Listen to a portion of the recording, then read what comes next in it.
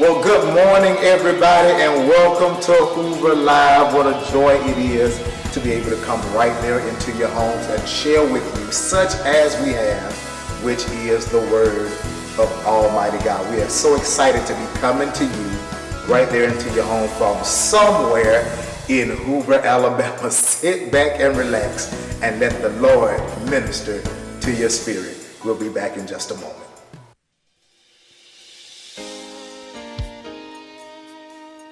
Every knee shall bow, and every tongue shall confess that Jesus Christ is Lord.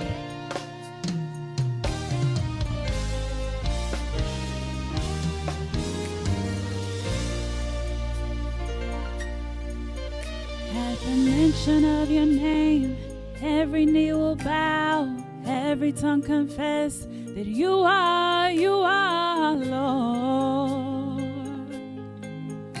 Oh, at the mention of your name, every knee will bow, every tongue confess you are Lord. Demons have to bow at the mention of your name. Every tongue confess you are Lord. Oh, Jesus, you are Lord. Jesus, you are Lord. You are Lord. Oh, Jesus, you are Lord. We call on your name. You are Lord.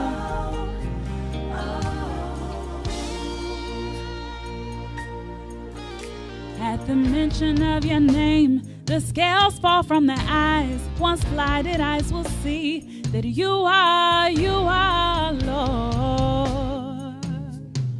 Oh, at the mention of your name, the scales fall from their eyes. Once blinded eyes will see that you are Lord. Oh, Jesus, you are Lord. Jesus, you are Lord. We call on your powerful name. You are Lord. The mighty name of Jesus. It can heal and deliver. It can set free. It's a powerful name. We call on Jesus. Oh, somebody call on. You are the lily of the valley. You are the bright and morning star. You are a heart fixer. You are a mind regulator. You are a chain breaker. Have the power to heal. You have the power to set free. Release out of bondage. Jesus, we call you Jesus. Call on Jesus. He is everything you need. Oh, he's Jesus, and he is Lord. He is Lord. Jesus, you are Lord. We call on the mighty name of Jesus. Our Savior, our Deliverer. You're Jesus. You're Jesus.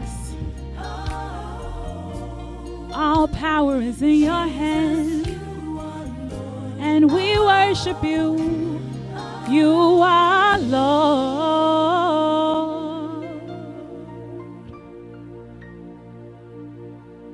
Bless your name. Hey everyone, I hope all is well. My name's Maya and I'm a member here at Ford Christian Center Church. I would like to take the time out to tell you thank you so much for tuning in to Hoover Live, the virtual experience. However, if you would like to join our live virtual audience, please call or email us using the information on the screen. We would love to meet you in person. So let's go, let's get it, and let's get live. Take care. Rise, shine, and give God the glory. We are soldiers of the cross. This is the day that the Lord has made. Let us rejoice and be glad in it. I woke up this morning with my mind stayed on Jesus. Said I wasn't going to tell nobody, but I just can't keep it to myself. He has been good and better than good. And when I think of the goodness of Jesus, I feel a shout early.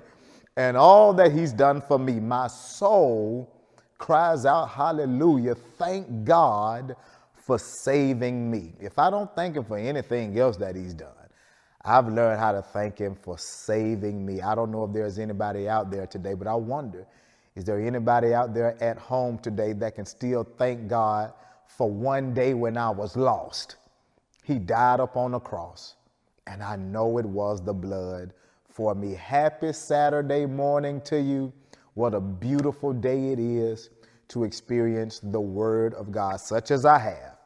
I give unto you, which is, of course, the word of Almighty God. And I thought it not robbery to share a single verse with you on today from Matthew's rendition of the gospel, chapter 4 and verse number 4. Jesus says these words, "Man shall not live by bread alone, but by every word that proceedeth out of the mouth of God." That's a powerful statement. Can I tell you why that statement is so powerful? Because Jesus actually makes this statement to Satan, that man shall not live by bread alone, but by every word that proceedeth out of the mouth of God. I want to talk to you for just a few moments today from this thought, how to live. How to live. I think that this word sort of registers with us in this particular climate. In the times in which we live, I think it's important that we grasp the revelation that is found in this text, because I just honestly believe in my spirit that life is so much better when you learn how to live it. And there is a subliminal message that Jesus teaches to us even while he goes through his temptation. There's a word that he speaks that really helps us in this moment. He says, "Man shall not live by bread alone, but by every word that proceedeth out of the mouth of God." That's profound. Let's look at 3 ways that he gives us right here in this text on how to live. First of all, Jesus opens up and says this statement, that man shall not live by bread alone. Here's point number 1. We live by bread. By bread. Oftentimes when we read that verse, we speed read it. It's not saying that bread isn't important. He's simply saying we don't live by bread alone, which means that we cannot over-spiritualize this particular passage, because there is something to be said about that which is a necessity for us in the natural. There are certain things, people of God, that we need in order to survive. You know, long as I have Jesus, I have everything that I need. And that is true for our overall relationship with God. In order for us to spend eternity in heaven, we need to have a relationship with Jesus Christ. But God respects what he made. Be mindful of that. God respects what he made, lest we go too far and go into spiritual weirdville and overlook the fact that there are some things in the natural that we do need. We need bread in order to live.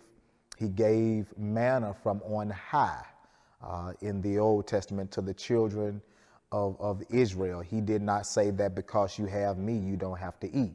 He supplied manna from on high. I believe it was in Deuteronomy chapter 8, I believe it is, around verse number 3, where he basically submits to them that I have fed you bread from on high. And he actually records this same statement that he records in Matthew chapter 4 by saying you don't live by bread alone. However, at the same time that he said that, he was giving them bread. He was giving them manna. Manna, which literally means, what is this? But we call it the bread that came down from heaven in a very natural way. So we live by bread. There are certain things that we need here in the earth in order to survive. And I think it's important that we understand that, so that we don't overlook the need for the natural things here in earth. As quiet as it is kept many times, and we want to over spiritualize our experiences just because we are close to God, we need to eat. We need food in order to eat. We need bread in order to eat. We need things like water. You can go days without water. You can go weeks without food. However, there is a time limit on which we should cease to not engage in those things, because they are necessary to our natural bodies. In order for us to live, we need bread. He says, man shall not live by bread alone, which means that there is more to it than just the natural. So when we talk about how to live, the first thing is that we live by bread. But then the next thing, get this, this is going to sound kind of strange to you. The next thing that we need to live by is but by. But by. Man shall not live by bread alone, but by. Before we get to the next part, let's just deal with that but by, which literally means beyond the natural, there is something else. Before we get into what it is, we need to know that there is more to the story that meets the eye. Some people live to eat. They live for the natural. They wake up every day with the anticipation of the natural, the physical, the tangible, the things that impress us, the things that entertain us, the things that make us happy. But Jesus is saying there is something else beyond the bread portion we should also live but by. Before we get to what that thing is, know that there is more to life than the thing that interests you. Before we get to whatever the next thing is, know that whatever it is not enough. Know that life is more than making money, but by. That life is more than the nicest clothes we should live also, but by. Know that life is more than who has the best looking car. We live but by something else. Know that it's more than having the best clothes and the best hair and the best look, the best outer, the best image, the best presentation, but by. It's more than how many likes we get on Facebook and social media, but by. It's more than how many people approve of us, but by. It's more than the party life and the happy life we also live, but by. I know what you live for, but the question is, what do you live by? I know what we live for, but what do we live from? I want to speak to somebody right now, very wholeheartedly, because somebody got hung up on the natural things And now you're experiencing a season in your life whereby you are discovering that what I thought it was all about, there's a but by about to be introduced in your world. Jesus is saying that the thing that we found ourselves living from, that we thought would create our level of satisfaction and satiety, Jesus is saying there is more to life than this. Somebody thought it was their degree. It's more to life than that. You thought if I could just be the most educated that would sustain me, but there's more to life than that. You thought that if I could just lose weight and look better, it's more to life than that.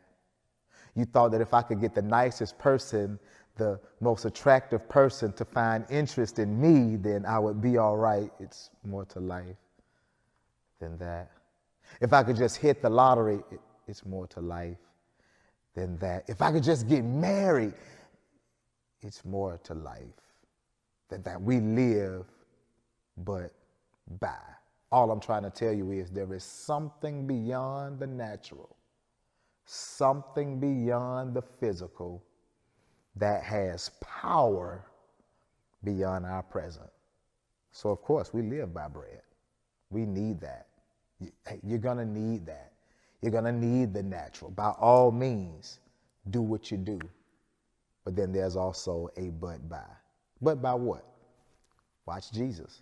Man shall not live by bread alone, but by, here it is, every word that proceedeth out of the mouth of God, which leads me to number 3. What we live by is God's beloved breath, the breath of fresh air that he gives us. Watch this. When he breathes out his word. You do know that man was created from the dust of the ground, and God breathed into his nostrils the breath of life, and man became a living soul. That means when God exhales and we inhale what he has exhaled, that gives us life. You do know that's what inspiration is, in spirit. When he breathed into man the breath of life and he became a living soul, what came out of God into us was inspiration. We live by every word that proceedeth out of the mouth of God. I love that. Every word. The flower fades, the grass withers, but the word of our God shall stand forever. Do you know, according to the psalm writer, that God has honored his word even above his name? That's how we live. Yeah. By his word. David said, thy word is a lamp unto my feet and a light unto my path. That's heavy. He said his word is a lamp to my feet. That helps me light up where I am. But it's also a light unto my path, so it helps me see further up the road. By every word. He said, thy word, watch this, have I hid in my heart that I might not sin against thee. The more word I have, the less world I need. We live by that beloved breath, by his word. Heaven and earth shall pass away, but my word shall never pass away. Heaven and earth shall fade away before one jot or one tittle of my word shall pass away. God loves words so much that he calls himself the Word. In the beginning was the Word. The Word was with God. The Word was God. All things were made by him, the Word. And without him was not anything made that was made. Look at John 1:14. And the Word became flesh and dwelt among us, and we beheld his glory, the glory as of the only begotten of the Father, full of grace and truth. I know you got your bread. And maybe you're understanding that it's more than bread, you also live but by. But can I ask you a real personal question today? Are you living by that beloved breath? What's your word life looking like? What is your inspiration looking like? How's your Bible life? How is your Bible study life? I know you have a prayer life, but prayer is when I talk to God. Do you have a breath life when God speaks back to you? Daniel said it best. He said, when he spoke, I was strengthened. God Almighty. When he spoke, I was strengthened. I know you hear from your friends when you go through. You call them and ask their advice, and they tell you according to their knowledge. But man shall not live by bread alone, but by every word that proceeded out of the mouth of God, not out of the mouth of your friend, not out of the mouth of mother, father, sister, brother. Man lives by what God has said. And when God has spoken, let the church say amen. Let God be true and every man a liar. Man shall not live by bread alone. We need it. We need it. We need it. Enjoy yourself. Enjoy your bread. Enjoy your favorite meal. But there's something else that we need to consider. And that is the beloved breath of God. If you really want to know how to live your life, you want to know how to navigate through life and all of its vicissitudes and all of the debris and the detritus and the danger that we have to go through in this life, dealing with people, understanding people. The psalmist says, because of your word, I am wiser than my enemies. You want to know how to live? Let the word of God minister to you. And as his word ministers to you, let it become so ingrained that when you start speaking, you sound like God. You want to know how to live? Get his word in you and allow for his word to come out of you. And you'll find out that life is so much better when you learn how to live it. I pray that this word has encouraged you and inspired you to just inhale his word so that his word can be exhaled out of you. And you think you're living now? Wait until every word that proceedeth out of the mouth of God lays hold of you. You'll find out that life is really worth the living because he lives. Let me pray for you. Father, in the name of Jesus, I pray that this word has not fallen on deaf ears, but that your people have heard your word and now have taken the steps and made the decision to heed the call that your word brings. We thank you that your word is life. We live today. In Jesus' name, amen and amen. Well, God bless you and thank you so much for being a part of Hoover Live, the virtual experience on this very special day that God has given to us.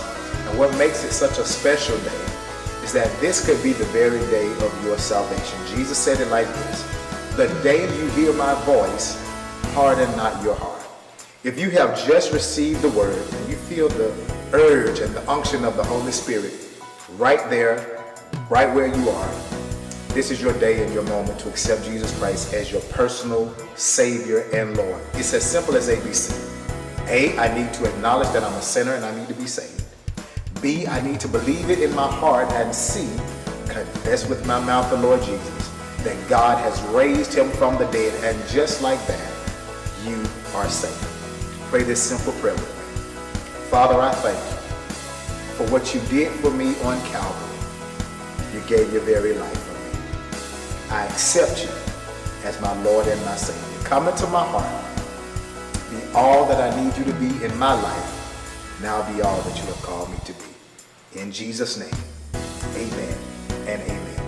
Friends, if you prayed that simple prayer, we'd like to hear from you.